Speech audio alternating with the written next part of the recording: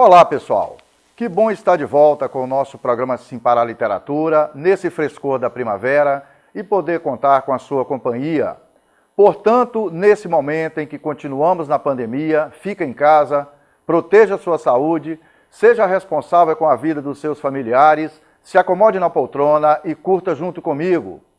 Nesta edição especial sobre o Dia Nacional da Consciência Negra, que tem data marcada em 20 de novembro.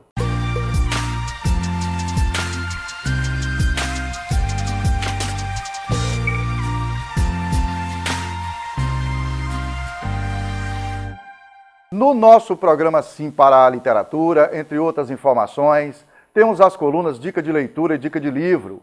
Temos também as colunas O Livro da Minha Vida, a participação de telespectadores apaixonados pela leitura, além de entrevista e muito mais. O Dia Nacional da Consciência Negra homenageia e resgata as raízes do povo afro-brasileiro e é comemorado no Brasil no dia 20 de novembro, que coincide com a morte de Zumbi dos Palmares em 1695, grande líder da resistência negra e da luta pela liberdade.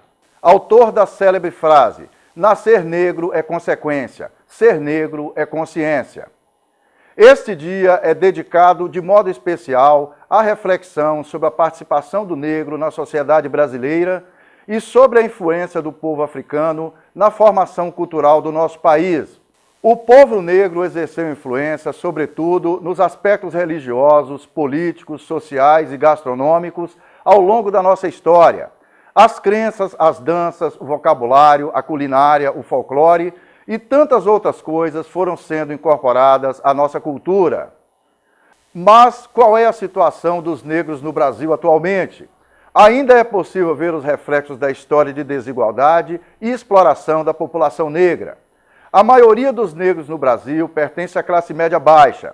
Eles sofrem com o racismo e, com frequência, são vítimas de humilhações de várias formas na nossa sociedade. O mito da democracia racial, ele é a ideia de que o Brasil é uma sociedade miscigenada e em que, por conta de todo o histórico do nosso país, não existe nenhum preconceito de raça aqui. Só que ele é um mito porque o Brasil ele foi um dos países em que mais tempo o sistema escravocrata foi vigente. E mesmo pós-abolição, não houve uma política de inserção dos ex-escravizados na sociedade. Até hoje, o negro ele sofre do preconceito, sofre de racismo. E existe uma perseguição muito clara do Estado ligado à raça. Por isso que o mito diz que é um mito de uma democracia racial, porque na realidade não existe, ela é só uma história. Que na realidade a sociedade brasileira ela é estruturalmente racista e que persegue a população negra ainda até hoje. E é uma questão que precisa ser discutida cada vez mais no nosso meio. O que falta muitas vezes aos brasileiros é o entendimento do racismo como uma estrutura, a investigação sobre a origem social das desigualdades e de romper com essa visão que ficou, infelizmente, muito popular no Brasil, porque foi feita por uma elite intelectual dessa democracia racial, essa ideia romântica do não conflitos raciais. E isso dificultou muito um aprofundamento sobre a questão racial no Brasil.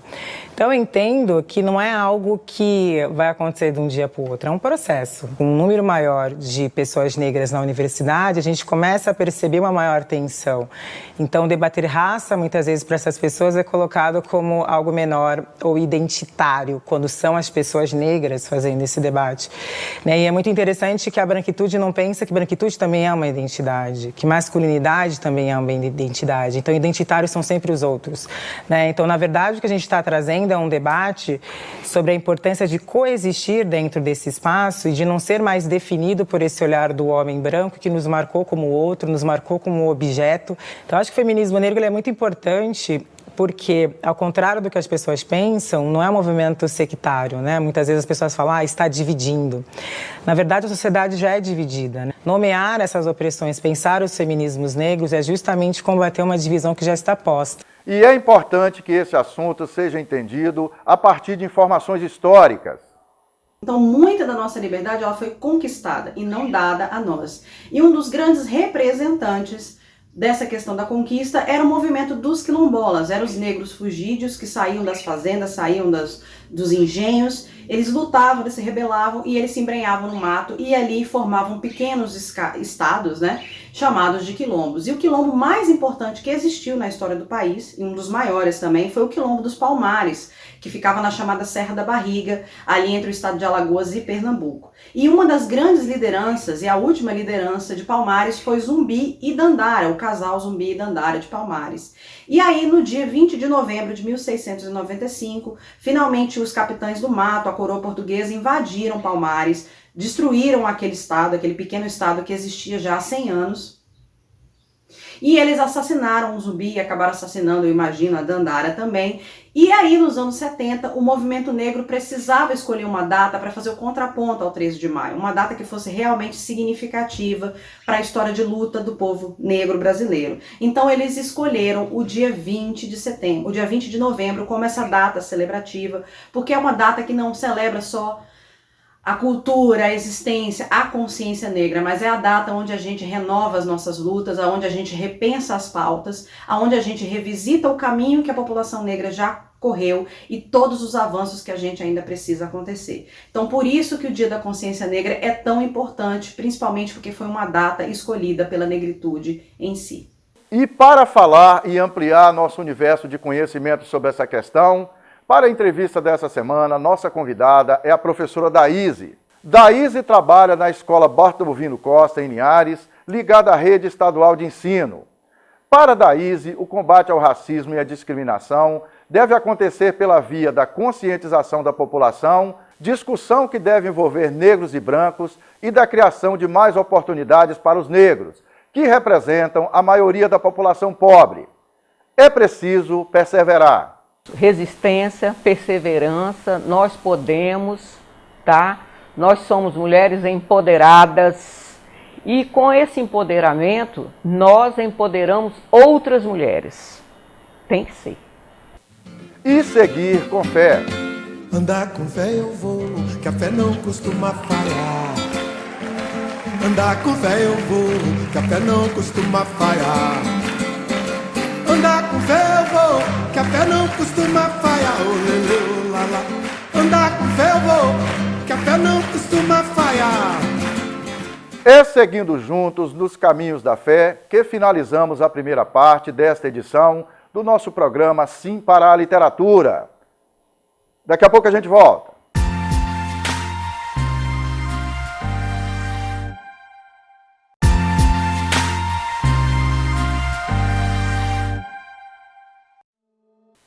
Estamos de volta com o nosso programa Sim para a Literatura e é muito bom continuar na sua companhia.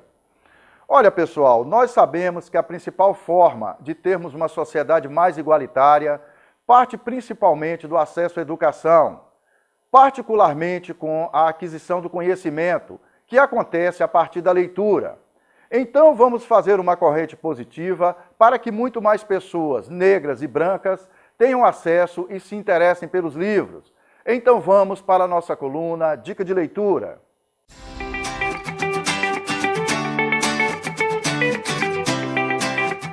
Mais do que livro, eu vou falar sobre o hábito da leitura. Pode acreditar, ler é um hábito, ler é treinável. E tem outra coisa também, ler é fácil. Você consegue treinar. Primeira coisa, você tem que ter uma meta. Eu vou ler um livro por mês. Então você vai ler 12 livros no ano, eu vou ler 2 livros por mês. Se você é um cara que já lê bastante, eu vou ler 1 livro por semana. Se você lê 1 livro por semana, você está muito na frente da maioria das pessoas, assim, avassaladora do Brasil. O brasileiro lê muito pouco. Em média, o brasileiro lê 1 ou 2 livros por ano. É muito pouco, né, gente? É muito pouco. Então você vai lá, a primeira coisa que você tem que fazer é definir quantos livros você vai ler no ano. Joel, vou ler 1 livro por mês. Beleza. A segunda coisa que você vai fazer é você vai ler aquilo que você gosta de ler.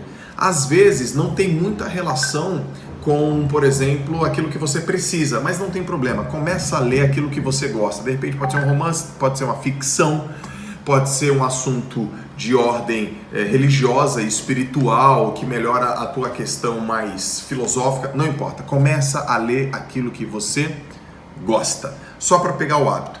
Terceira coisa, você vai pegar e vai levar livro em tudo que é lugar onde você estiver. Você vai ter livro na tua mochila, na tua bolsa, na tua mala. Você vai ter livro no teu trabalho, você vai ter livro no teu aplicativo, você vai ter livro em todos os cômodos da tua casa, porque você vai criar o princípio da inevitabilidade. É inevitável, cara. Você está o tempo inteiro lendo. O tempo inteiro tem livro. Você vai ter um Kindle, você vai ter no teu celular. Livro, o tempo inteiro. Se cerque de livro para toda hora você ler. E para você, negro ou branco, que quer se inteirar melhor sobre a questão do racismo, eu convido a leitura do livro que é sugerido pela Bel Oliveira, na nossa dica de livro desta edição.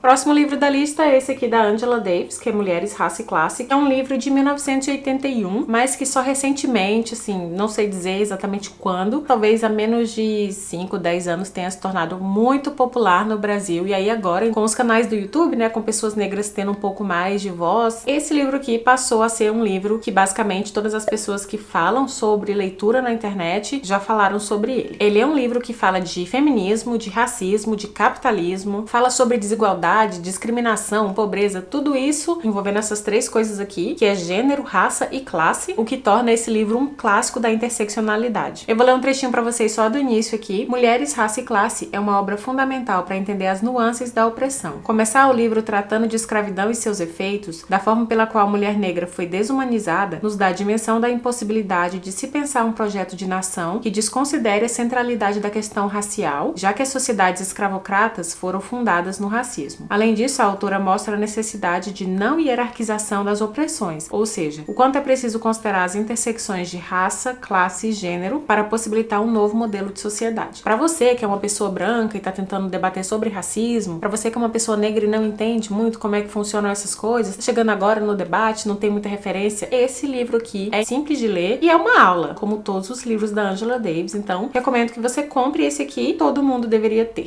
Já na nossa coluna Apaixonados pela Leitura, eu convido vocês para um tempo de reflexão sobre a questão das oportunidades. Acompanhem junto comigo.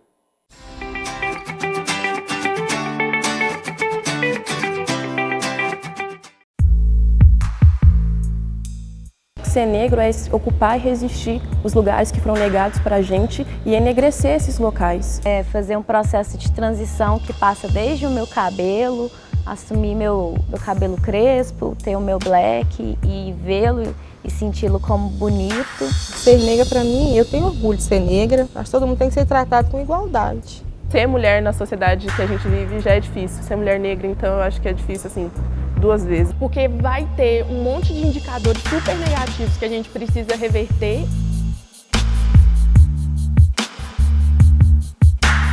O homem negro, ele tem que começar a trabalhar muito cedo. Então, às vezes, ele não pode nem ter um tempo de estudar. Então, ele é forçado a amadurecer. Então, ele amadurece mais rápido. A invisibilidade é uma questão muito forte para nós negras e negros, né? Que a maior parte das apresentadoras de TV, a maior parte das atrizes, dos atores, são brancas, né? E como que é para uma menina, um menino, uma criança ver isso todos os dias, né? Nas campanhas publicitárias, assim, é impressionante. Parece que o Brasil é um país europeu.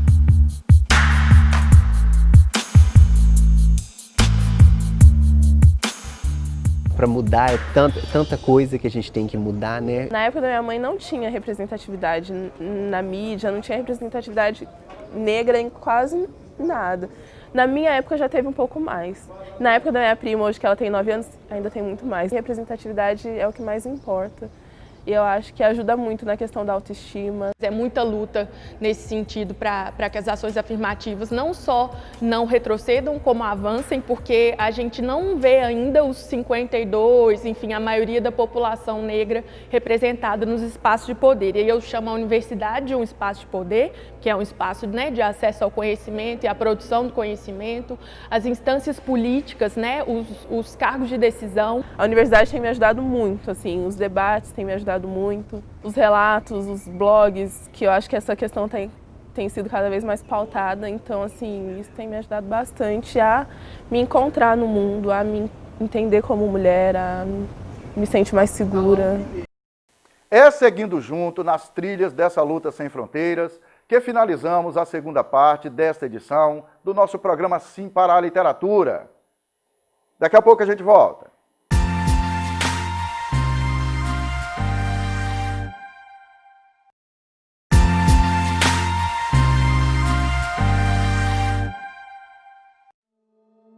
Estamos de volta com o nosso programa Sim para a Literatura e é muito bom continuar na sua companhia. E vamos juntos para a entrevista com a professora Daíse, aqui de Linhares.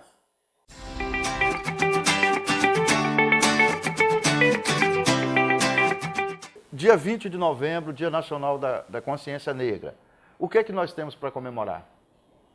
Temos um pouco. Temos pouco a comemorar. Porém, já é um ganho. Porque, como diz o nosso coordenador pedagógico natalino, temos que comemorar os pequenos nadas. Visto que essa foi grande repercussão a morte daquele George Floyd, então, por aí a gente já vê o quê? Que tem muita gente do nosso lado. Então, como diz a Zezé Mota, o racismo não pode ser a pauta só de negros, tem que ser geral. Então temos ganho, sim. Temos algumas coisas a comemorar. Muita gente fala que não basta mais ser contra o racismo. Uhum. É preciso contribuir para combater o racismo. É isso que você está querendo dizer? É isso aí. É isso aí. E nós temos ganhado adeptos, muitos. A situação, o povo norte-americano, na questão do Floyd lá, no assassinato do Floyd, demonstrou isso, inclusive em eventos públicos, né? Sim. Que incomodou a sociedade mundial. E né? foi o mundo inteiro. E foi o mundo inteiro. Então isso já é uma mudança a nosso favor. Ô Daíse, já que a gente começou por esse assunto dos Estados Unidos, se confirmar a eleição do Joe Biden, né, que possivelmente o Trump está lá mais criando problema do que com um objetivo específico. Verdade. Uma das bandeiras do Joe Biden, durante toda, inclusive ele demonstra na trajetória política dele, é estimular o desenvolvimento de ações para combater o racismo, que nos Estados Unidos é muito mais explícito do que no Brasil, né? A gente tem um racismo um pouco mais velado. De que maneira, se isso se concretizar e possivelmente vai acontecer, de que maneira que você acha que isso vai repercutir aqui no Brasil, Daíse? Vai melhorar consideravelmente, visto que temos a vice-presidente que é negra. Então é uma representatividade muito grande. Vai respingar aqui, sim, com certeza. E o que você acha, quais as medidas que você acha que nós temos que tomar? Primeiro, do ponto de vista de políticas públicas, né? Tanto dos governos municipal, estadual e federal. Eu queria que você falasse primeiro disso. Que políticas públicas que você acha que devem ser desenvolvidas para fortalecer nossa consciência? A consciência do povo brasileiro com relação à importância de se combater o racismo. Pois é, primeiro, é lógico que tem que ter as políticas públicas, mas primeira coisa, você tinha que começar na família, depois escola, e as políticas públicas dando oportunidade. Tem que ter oportunidade. Porque se você tiver uma oportunidade, você mostra que veio. Você consegue mostrar, porque somos capazes. Somos dotados de direitos e deveres, mas nem sempre os nossos direitos são respeitados. Temos mais deveres, né? São cobrados muitos deveres. Quando a gente fala, por exemplo, de políticas públicas, você acha que o sistema de cotas raciais está funcionando, Daíse? Está funcionando. Tá. Porque é uma oportunidade. É uma oportunidade. Não deveria ser assim. Deveria ser a equidade. O ideal é que não houvesse necessidade das cotas. Sim, Mas como não tem como, até agora, então tem que ser pelas cotas. Porque se fosse igualdade e equidade, seria o ideal. Mas não há, não tem chances. São poucas as chances. Tá? Então, tem que ter as cotas, para poder ter a oportunidade de você ingressar em outros lugares, que nós não somos bem vistos, por exemplo. Pode não fazer muito sentido nós aumentarmos a nossa consciência com relação à importância de se combater o racismo e o negro continuar na pobreza. É isso que você está falando? É isso aí. Mas se tiver equidade, chances iguais para os diferentes, seria o ideal. Chances iguais para os diferentes. Aí equipara, aí nós vamos mostrar, não, eu sei, eu posso, eu consigo. Mas se não tiver oportunidade, como que nós vamos fazer? Política pública para produzir oportunidade, o sistema de cotas tem sido importante. Porque, por exemplo, você verifica de uns anos para cá, pessoas negras que, a partir do momento que conseguem fazer um curso superior, né, um curso na universidade e tal, já passa a ter uma profissão que lhe dá uma renda e que lhe dá uma oportunidade na vida, que muda, inclusive, a própria vida da família dessa pessoa. Sim, muda não é? A família toda, verdade. Ô Daíse, a Magazine Luiza, né, que é uma empresa muito conhecida, que ela é comandada por uma empresária chamada Luiza Trajano, ela está desenvolvendo um projeto muito bacana agora de colocar pessoas negras, treinar pessoas negras que já são funcionárias do grupo empresarial. Sim. É um grupo que tem quase 1000 lojas no Brasil, né? Para exercer cargos de comando, cargos de gerência. Ela percebeu, conforme uma entrevista que eu assisti dela, que eles têm um percentual grande de negros no quadro de funcionários, mas um percentual praticamente insignificante de negros em cargos de comando. Você acha que empresários, né, da iniciativa particular devem investir nesse tipo de política? Com certeza devem investir, sim. Porque só assim vai mudar a realidade de muitos de nós. São dois ambientes, né, Daísa? Primeiro ambiente é pela via da educação. Da educação, né? Sim. E segundo é pela via do mercado de trabalho mesmo. Do mercado, sim. Eu insisto na oportunidade. Equidade para poder você ter a oportunidade de mostrar o que você realmente sabe fazer. É isso Você aí. percebe o racismo acontecendo em quais ambientes, Daísa? Pela sua experiência, principalmente como educadora. Por exemplo, no ambiente da escola, você percebe o racismo acontecendo? Sim. Em que situações assim que você pode citar? Olha só, veja bem, na nossa escola pouco se vê. Você trabalha na rede estadual? Na rede estadual, né? isso. Na escola, né, Bartolomeu Costa e tal. Ali a gente pouco vê isso, tá? Porque a gente tem feito um trabalho maravilhoso. A Bartolomeu Costa, para nosso público esclarecer, é a Escola Viva. Que agora é escola de tempo integral. De tempo integral. De tempo integral. Sim. O projeto que era a Escola Viva. Então, olha, veja bem, lá tem as disciplinas eletivas. Então tem uma que é Negro Sou. Essa eletiva Negro Sou, que são as coordenadoras Ana Paula e Jaqueline, nossa, abriu um leque enorme. Por quê?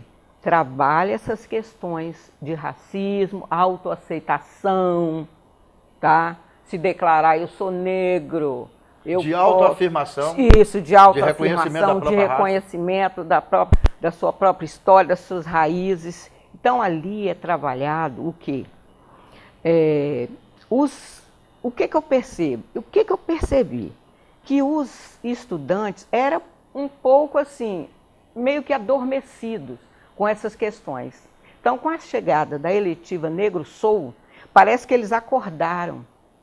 Eles acordaram e agora eles fazem assim, eu faço parte. Se autodeclaram, sou negro, eu posso, eu consigo, eu vou à luta. E não preciso me envergonhar da minha origem. E não preciso me envergonhar. Eles estão muito firmes. Então, a chegada, essa eletiva, só veio somar. Somar. Tá? Os estudantes, assim, se sentem livres para ser o que quiserem. Para soltar o cabelo, tá? Para usar suas roupas, tudo, estão livres. Usar roupa colorida. E usar roupas coloridas, né? Que o negro gosta muito. Eu gosto, né? Às vezes eu coloco uma assim, algo mais discreta, né? Mais discreta, mas eu gosto de roupas coloridas. E eles vão, eles soltam o cabelo, fazem as suas tranças. E estão assim, negros e negras. Tá? E na escola também, eu não posso deixar de citar, que agora são 3 negros na gestão. O que é isso? São os PCAs, que são os coordenadores de áreas. São 3 negros. Isso é histórico na escola Bartolvino Costa. Tá? Então isso foi inaugurado semana passada, na sexta-feira, o Quilombo Pedagógico. Por que Quilombo Pedagógico?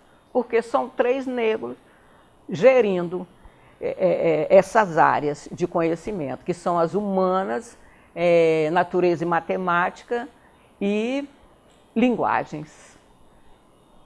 Então, os outros alunos negros passam a ter essa referência, sim, entre outras referências. Sim, né? É uma representatividade, porque lá nós temos muitos professores negros.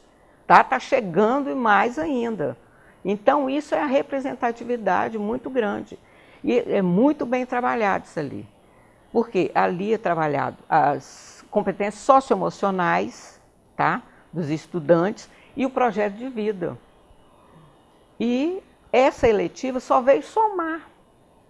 A Djamila Ribeiro, que a gente sempre cita nessas conversas, né, que é uma filósofa, escritora, uma das, talvez, das representantes assim, que estão mais em evidência da questão do racismo no Brasil e tal, já participou de eventos no exterior, ela fala de uma questão do lugar de fala. Né? Sim. Tem que dar ao negro a oportunidade de falar. De falar. Não pode o branco ficar falando pelo negro. O negro tem que ter o lugar de fala. Tem que ter a oportunidade de se expressar. De se mais expressar. Ou menos isso? É assim.